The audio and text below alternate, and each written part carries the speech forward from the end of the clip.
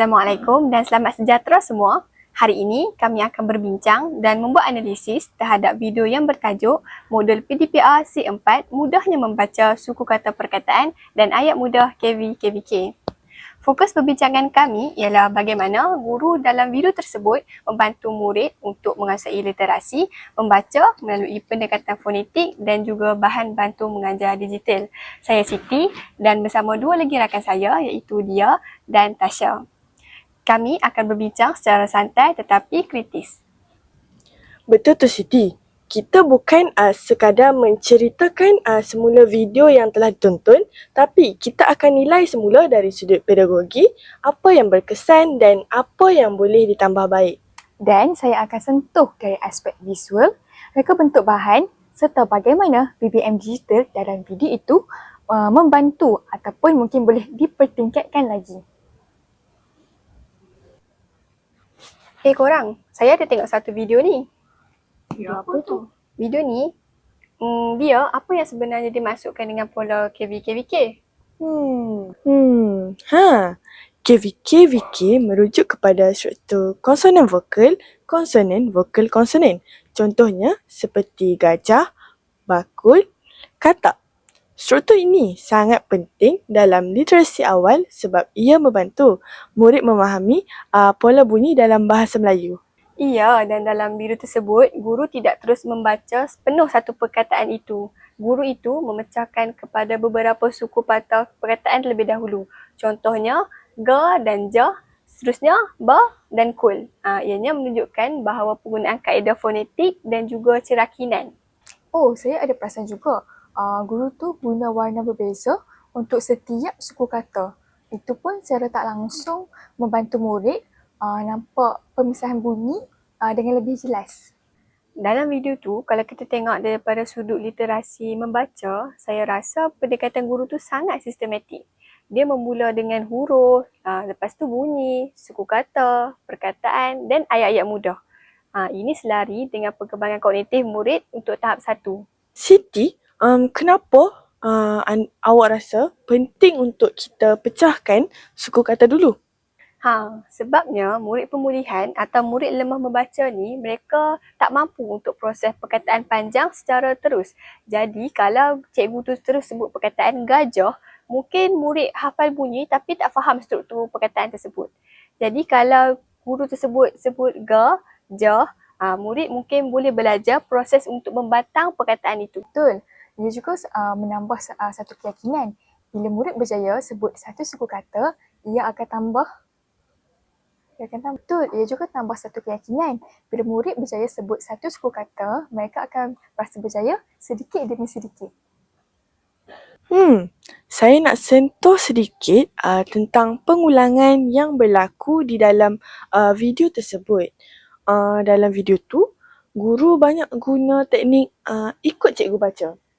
Ada yang mungkin kata nampak mudah, tapi sebenarnya pengulangan sangat penting dalam literasi awal. Iya, sebab memori auditori murid perlu dilatih. Lagipun banyak mereka dengar dan ulang. Lagi kuat hubungan bunyi dan juga huruf. Tapi sebenarnya itu juga bergantung kepada cara guru tersebut menyampaikan. Dalam video ni, guru menggunakan intonasi yang ceria dan tempo yang sesuai, jadi ia tak nampak macam terlalu menonton. Pelajar akan berasa minat dan suka untuk melihat video tersebut. Cuma saya tertanya, adakah terlalu banyak pengulangan boleh jadi membosankan? Saya rasakan walaupun ini video PDPR, saya nampak guru dalam video itu cuba untuk wujudkan interaksi dengan murid-murid. Contohnya, guru beri arahan seperti sekarang, cuba baca sendiri. Walaupun murid tak berada di depan mata guru tu sendiri, tapi arahan itu memberi ruang kepada murid untuk berhenti seketika dan mencuba. Ya, itu satu bentuk pembelajaran kendiri. Murid boleh hentikan video, ulang semula dan belajar ikut kadar sendiri pada bila-bila waktu. Dan dari sudut digital pula, itu kelebihan utama berbanding dengan pengajaran tradisional yang telah pun berlaku sekali sahaja di dalam kelas. Baik, sekarang saya nak fokus pula tentang bahan bantu mengajar yang ada dalam video. Jadi, saya perhatikan ada 3 perkara, iaitu yang pertama, warna terang, font besar dan gambar realistik. Jadi, ini sangat sesuai untuk murid tahap 1. Kenapa warna penting sangat? Warna ni membantu untuk membezakan maklumat. Jadi, jika ada suku kata pertama warna merah dan kedua warna biru, otak murid lebih mudah untuk memproses bagi pecahan bunyi. Betul apa yang Tasha cakap. Saya setuju. Tambahan pula, gambar seperti haiwan dan objek harian membantu murid mengaitkan perkataan dengan dunia sebenar. Sekarang mari kita lihat contoh simulasi di dalam kelas yang melibatkan guru dan murid-murid.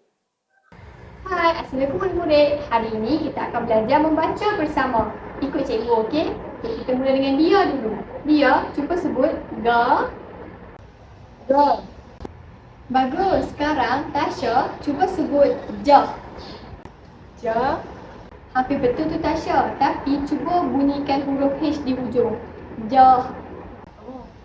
Ja. Bagus. Sekarang kita gabungkan kedua-dua suku kata itu.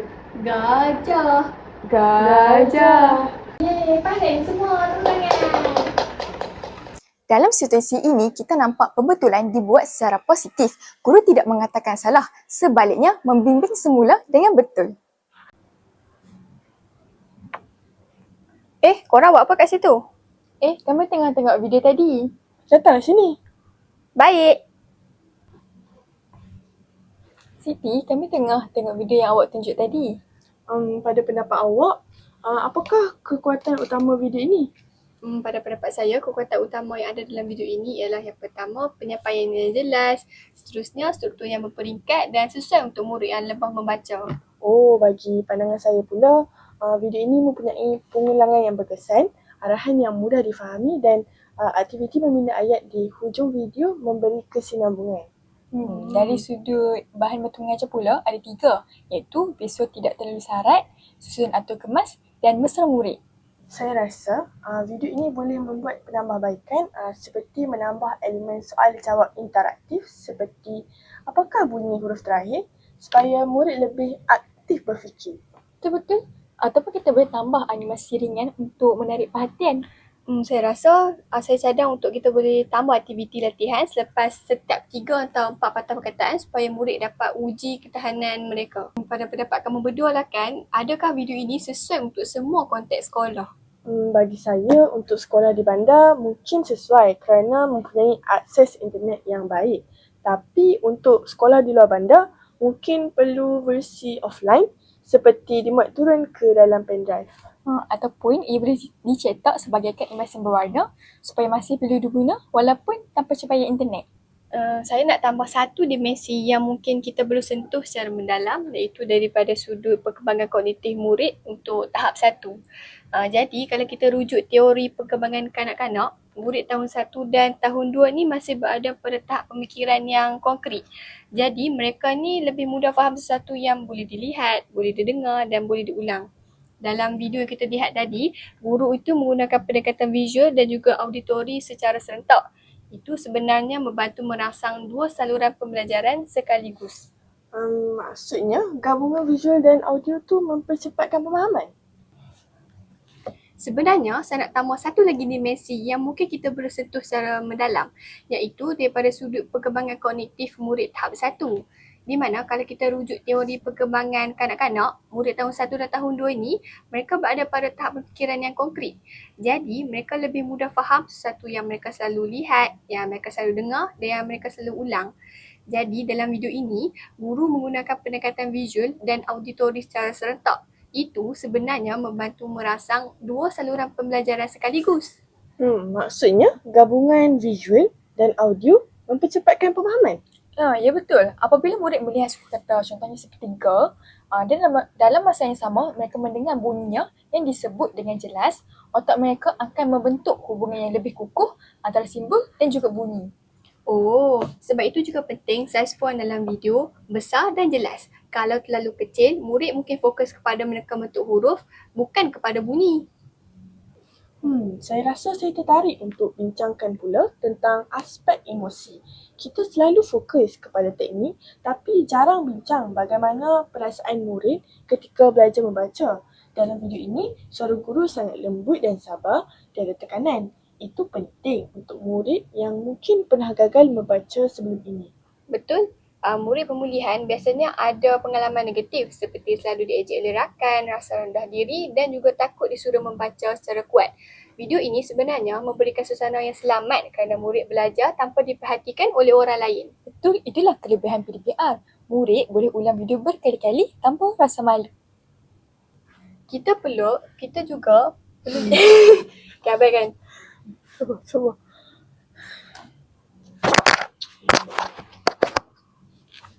Kita juga perlu lihat bahawa sebelum murid boleh membaca dengan baik, mereka mesti mempunyai kemahiran mendengar yang baik. Jadi dalam video ini, guru menyebut setiap perkataan dengan bunyi artikulasi yang jelas. Contohnya, bakul. Bunyi L di hujung disebut dengan jelas. Ini penting kerana ramai murid menggugurkan bunyi akhir. Betul tu Siti. Jika guru tidak tekankan bunyi akhir, murid mungkin baca baku sahaja. Betul? Dan kalau itu berlaku secara konsisten, ia boleh menjejaskan ejaan mereka pada masa depan. Saya rasa guru dalam video ini menggunakan konsep scaffolding walaupun secara tidak langsung. Scaffolding bermaksud memberi bantuan sementara kepada murid, kemudian mengurangkan bantuan itu apabila murid semakin mahir. Betul. Contohnya, guru baca dahulu, murid ikut baca dan seterusnya murid cuba baca sendiri. Ini adalah satu proses pengurangan bantuan secara berperingkat. Ya, dan pada akhir video, murid bukan sahaja membaca perkataan tetapi membidah ayat yang mudah. Itu menunjukkan peningkatan tahap. Sekarang, saya nak fokus pada bahagian akhir video di mana guru membina ayat mudah menggunakan perkataan KVKVK. Ini penting kerana literasi bukan sekadar boleh membaca perkataan tetapi memahami konteks. Contohnya, gajah besar, bakul itu merah. Walaupun ayatnya pendek, ia membantu murid faham struktur ayat, faham fungsi kata nama dan kata sifat. Dan ini juga merupakan langkah awal kepada kefahaman membaca.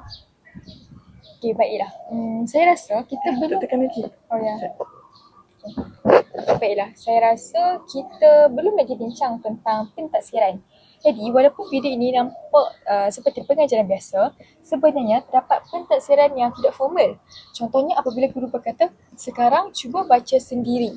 Itu sebenarnya pentadsiran formatif, iaitu guru menilai sama ada murid boleh membaca tanpa bantuan. Cuma bezanya dalam PDPR, guru tak dapat dengar jawapan murid secara langsung. Betul, jadi mungkin guru boleh tambah lebaran kerja ataupun kuis ringkas selepas video. Mungkin ada setengah orang fikir literasi awal tak melibatkan keyboard, tapi sebenarnya boleh. Contohnya, guru boleh tanya apakah persamaan antara bakul dan katak dari segi bunyi. Itu memerlukan murid berfikir tentang pola bunyi. Ataupun guru boleh tanya, boleh tak kamu cipta perkataan lain tetapi dengan pola yang sama? Itu dapat melatih pemikiran analitik dan juga kreatif. Jadi, saya nak buka satu perbahasan kecil. Dalam literasi awal, kita ada dua pendekatan yang utama, iaitu fonetik dan juga pandang sebut. Video ini jelas menggunakan pendekatan fonetik. Pada pendapat kamu berdua lah, adakah pendekatan pandang sebut lebih cepat untuk murid? Pada pendapat saya, secara jujurnya, pandang sebut mungkin nampak lebih cepat pada peringkat awal sebab murid hafal bentuk perkataan, tapi masalahnya bila jumpa perkataan baharu, murid tak tahu nak baca sebab mereka tidak faham pola bunyi. Betul, saya setuju dengan dia. Kalau murid hanya hafal gajah sebagai satu bentuk visual, mereka mungkin tak boleh nak baca majah atau rajah sebab mereka tak faham struktur bunyinya. Betul. Itulah kelebihan fonetik. Ianya membina kemahiran generatif, iaitu murid boleh membaca perkataan baharu dengan pola yang sama. Apa kata kita bincang dengan lebih realistik lagi? Pada pendapat kamu berdua lah kan, bagaimana jika murid masih gagal membaca walaupun selepas menonton video ini? Pada pendapat saya, dalam situasi itu, guru perlu buat intervensi tambahan seperti pengajaran secara individu, latihan bunyi huruf secara intensif, penggunaan bahan manipulatif seperti kad suku kata fizikal. Bagi pendapat saya pula, saya rasa murid pemulihan memerlukan lebih banyak sentuhan multisensory, bukan hanya lihat dan dengar tetapi juga sentuh dan susun sendiri. Betul, mungkin boleh guna huruf magnet atau blok huruf supaya murid boleh bina sendiri RU dan juga MH yang membentuk RU dan MAH. Tapi bagaimana pula jika murid tersebut mempunyai masalah pembelajaran seperti disleksia? Murid disleksia biasanya menghadapi kesukaran memproses simbol huruf.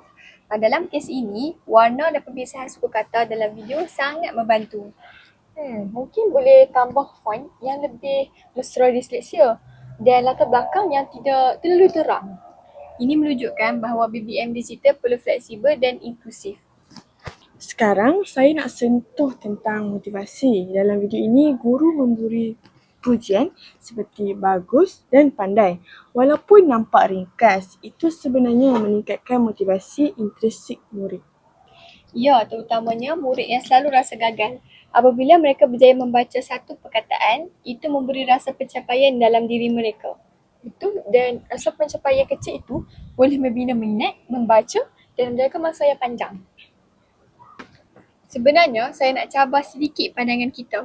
Adakah terlalu fokus kepada KV-KVK mungkin mengahadkan variasi pembelajaran? Mungkin ya, jika terlalu lama pada satu pola sahaja. Tetapi sebagai asas, ia penting sebelum bergerak kepada pola lain seperti KV-KV atau KVK. Betul, saya rasa keseimbangan tu sangatlah penting. Guru perlu tahu bila masa sesuai untuk bergerak ke tahap yang seterusnya.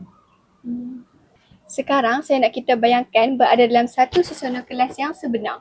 Ada 30 orang murid. 10 orang sudah lancar, 10 orang lagi sederhana dan 10 orang lagi sangat lemah. Bagaimana kita nak gunakan model ini? Saya rasa kita boleh buat pengajaran yang berperingkat, iaitu murid lemah fokus kepada suku kata, murid sederhana bina ayat dan murid lancar bina ayat kreatif. Ataupun kita boleh guna sistem pembelajaran. Baiklah. Apa kata kita teruskan perbincangan kita? Tadi kita dah sentuh tentang pola KV-KVK secara umum. Sekarang saya nak kita tengok teknik blending iaitu mematangkan bunyi dan segmenting iaitu mencerakinkan bunyi yang guru itu gunakan dalam videonya. Betul tu Siti. Kalau kita perhatikan betul-betul, pada minit-minit awal, guru itu bukan sekadar menyebut suku kata tapi dia menarik nafas pada bunyi konsonan terakhir. Contohnya, ga, ja. Hujung H itu ditekankan secara akademik. Ini dipanggil kesedaran fonemik yang sangat kritikal untuk murid pemulihan. Dari sudut pandang pula, saya perasan guru tu menggunakan penunjuk visual iaitu yang bergerak mengikut bunyi. Ini satu teknik yang sangat bagus dan pada pendapat saya pula, aktiviti sebegini membantu murid yang ada masalah koordinasi mata untuk fokus pada salah satu bunyi sebelum beralih ke bunyi yang seterusnya. Tasha, awak sebut pasal visual kan tadi. Tapi bagaimana pula dengan audio? Dalam literasi, bunyi adalah segalanya. Pada pendapat saya pula, audio guru tersebut sangatlah jelas. Tiada bunyi latar yang mengganggu pun.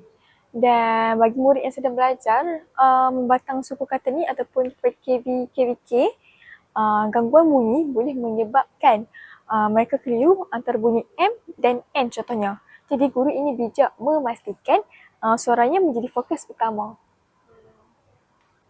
Saya setuju. Malah kalau kita buat aktiviti literasi di dalam kelas, kita panggil ini sebagai high intensity phonological awareness.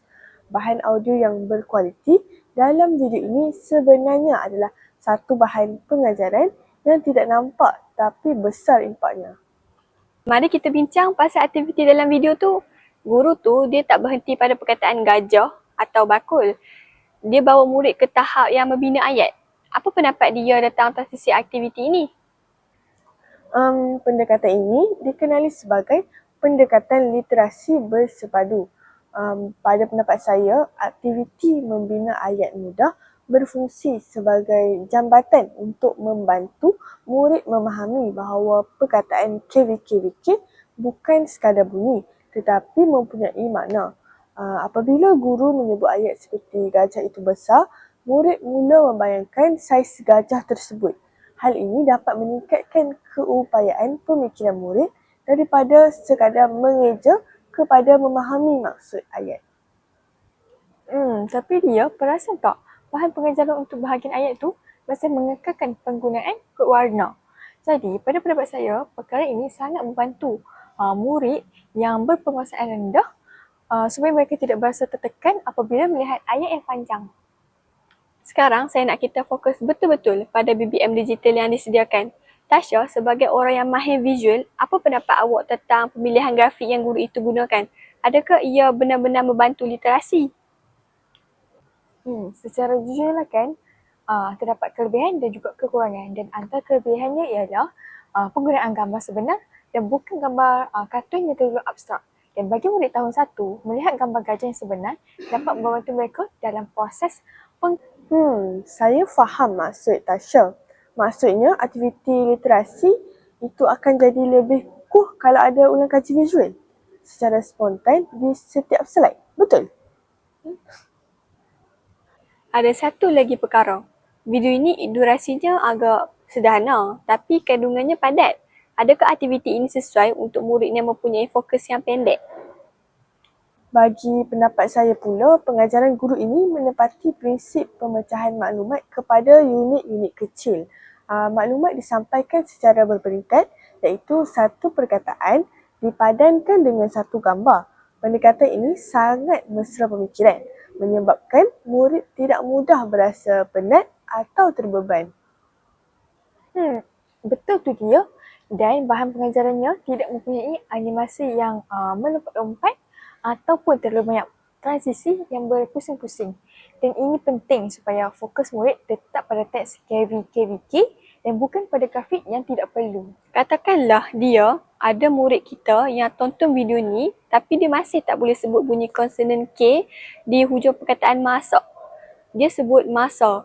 Bagaimana video ini boleh ditambah baik untuk aktiviti intervensi? Menarik soalan tu, Siti. Kalau saya dalam video itu, saya akan tambahkan satu aktiviti phonic visual, iaitu tunjukkan bentuk mulut guru semasa menyebut bunyi K tersebut. Bahan pengajaran yang menunjukkan kedudukan lidah atau bentuk bibir sangat membantu murid pemulihan. Setuju?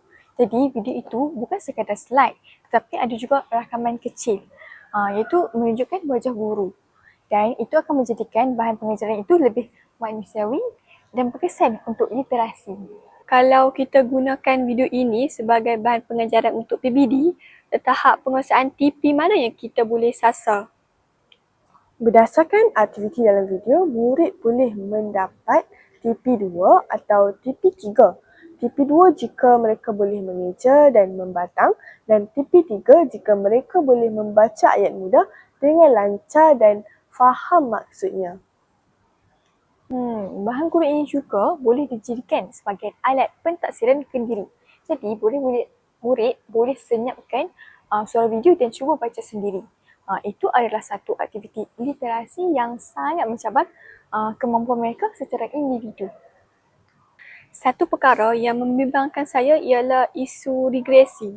Murid mungkin boleh baca KVKVK hari ini dengan bantuan video guru tersebut. Tetapi seminggu kemudian mereka lupa. Dia, bagaimana aktiviti dalam video ini boleh menghalang perkara ini daripada terjadi? Siti, sebab itu pentingnya elemen pengulangan berjarak. Dalam video itu, guru tidak terus berpindah ke topik baru. Dia mengulang pola yang sama dengan perkataan berbeza. Secara akademik, ini membantu memindahkan maklumat dari memori jangka pendek ke memori jangka panjang. Bagi pendapat saya, aktiviti literasi yang baik adalah yang tidak terburu-buru menghabiskan silibus. Okey, baik. Saya nak masuk sikit bab teknikal bahan pengajaran. Perasan tak guru tu guna font jenis sans serif seperti Arial ataupun Comic Sans, dan dalam literasi awal ni Ini sangat penting. Font yang ada ekor seperti serif boleh mengelirukan murid disleksia. Oh, saya pun perasan. Jadi, penggunaan font bulat dan bersih itu sebenarnya satu strategi literasi. Tepat sekali. Ditambah pula dengan latar belakang putih yang bersih dan ia mengurangkan kekeliruan. Jadi, pada pendapat saya, bahan bantu mengajar yang elektif bukanlah yang paling meriah, tapi yang paling kurang gangguan visualnya supaya otak murid boleh fokus pada bentuk huruf sahaja. Tadi Tasha kata suara guru sangat jelas tanpa muzik. Tapi Siti, pada pendapat awak, adakah aktiviti membaca ini akan jadi lebih menarik kalau ada muzik latar yang ceria? Cara jujurnya, saya ada sedikit perselisihan pendapat di sini. Bagi murid perdana yang sudah lancar, muzik mungkin menaikkan perasaan. Tapi bagi murid pemulihan yang menjadi sasaran video ini, muzik boleh menjadi distraction ataupun gangguan. Mereka perlu dengar vokal fry dan getaran suara guru untuk membezakan bunyi K dan G. Jadi, tindakan guru untuk mengekalkan kesunyian di latar belakang adalah keputusan pedagogi yang sangat terbaik. Selepas video tamat, guru ada memberi sedikit arahan untuk latihan. Jadi saya rasa bahagian ini boleh dikembangkan lagi sebagai aktiviti literasi yang lebih aktif. Betul Tasha. Contohnya, guru boleh minta murid cari objek KVKVK di dalam rumah mereka sendiri selepas menonton. Contohnya, cari baku di dapur atau cari sabun di bilik mandi. Ini akan menukarkan bahan pengajaran digital kepada pengalaman fizikal. Literasi akan jadi lebih bermakna bila murid nampak perkataan itu hidup di sekeliling mereka. Jadi zaman sekarang kita bercakap tentang AI. Bagaimana kalau bahan bantu mengajar seperti dalam video ini digabungkan dengan teknologi masa kini? Wah, itu menarik Siti. Bayangkan kalau slide KVK itu boleh memberikan maklum balas segera menggunakan pengecaman suara. Contohnya, murid baca dan sistem beritahu, "Syabas, sebutan anda betul." Walau bagaimanapun, pada pendapat saya, secanggih mana pun teknologi itu, sentuhan manusia seperti suara guru yang memberi dorongan dalam video asal tetap tidak boleh diganti sepenuhnya. Jadi, emosi guru adalah bahan pengajaran yang paling berkesan. Kita dah bincang panjang lebar. Sekarang, mari kita lihat modul C4 yang lebih spesifik. Kenapa C4? Ianya bermaksud tahap kesukaran yang semakin meningkat. Ya Siti, dan video ini berjaya membuktikan bahawa penguasaan literasi membaca bukan satu proses yang sekali jalan. Ia adalah tangga. Guru tersebut telah menyusun anak tangga itu dengan sangat rapi melalui pemilihan perkataan yang tidak terlalu asing bagi murid. Contohnya, gajah dan bakul adalah kosakata asas yang kukuh. Baik, sebagai penutup bagi perbincangan panjang kita, saya rasa kita telah membedah video ini dari akar umbi. Jadi daripada saiz font, kejelasan audio hinggalah teori kognitif. Betul? Kesimpulannya, pengajaran literasi dalam video ini adalah satu standard yang patut dicontohi oleh bakal guru. Ianya ringkas, padat dan sangat fokus kepada objektif pembelajaran. Harapan saya pula, saya berharap lebih banyak guru dapat menghasilkan PBM yang berkualiti seperti video ini yang mementingkan kualiti penyampaian berbanding hiasan semata-mata. Literasi adalah kunci segala ilmu dan guru ini telah memberikan kuncinya dengan cara yang paling mudah. Terima kasih rakan-rakan atas pendapat yang sangat kritis dan profesional hari ini. Jumpa lagi di sesi akan datang. Assalamualaikum. Cukup udang kami. Kalau dah kata sayang, aku tak tarik balik. Pak kepuk kumpang bunyi. Kalau dah nama jodoh ai.